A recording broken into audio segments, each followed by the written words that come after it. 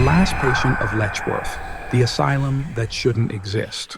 There are places that should be forgotten, places where evil is not hidden in people, but in the walls themselves, places where the cries of the past are never really silenced. Letchworth Village was such a place. What began as a refuge for those who found no place in the world became a nightmare of pain, fear, and darkness. People were not treated here. They were used for experiments, for torture, for the unspeakable. Some say that the souls of those who died there never really left, that they are still there, trapped between the walls. And once you listen to their whispers, you never come back the same.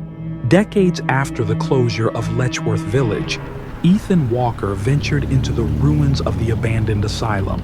He wasn't a ghost hunter, not an adrenaline junkie, just a man looking for answers. His brother Daniel had been one of Letchworth's last patients, a child given away by his parents because he didn't fit into their perfect world.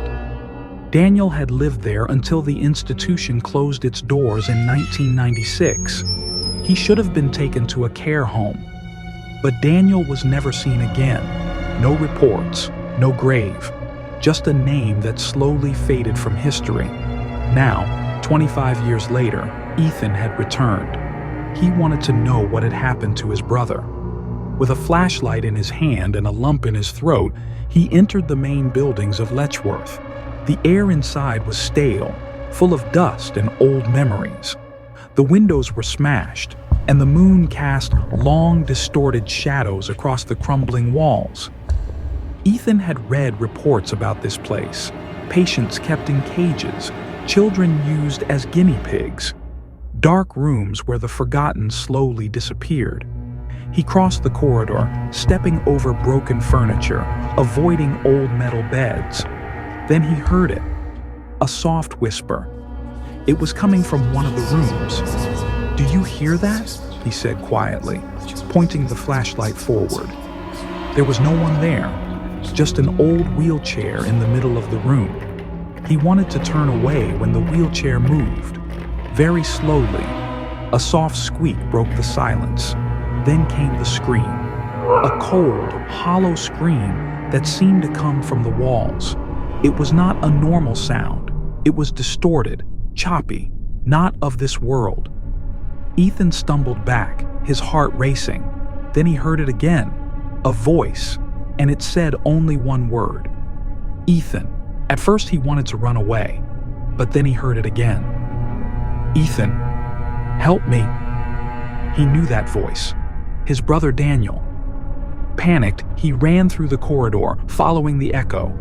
It led him to a door, a rusty steel door that stood half open. Behind it, a staircase, and darkness. Every instinct in him told him not to go down, but the whispering grew stronger, so he stepped inside. The cellar was cold, much colder than it should be. The air tasted of metal. His flashlight shook in his hand as he stepped over damp concrete. Then he saw them. The cages, rows of grid cells, big enough for a human. Some were empty, others not. Ethan stepped closer. There were claw marks on the walls, fingerprints, words scratched with bare nails. He shone the lamp on an inscription. "We're still here." Then the light suddenly went out.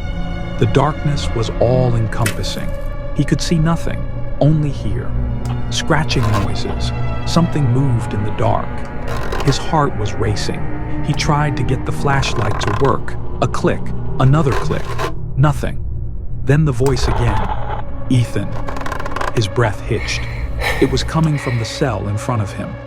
The lamp flickered, and in that brief moment of light, he saw it.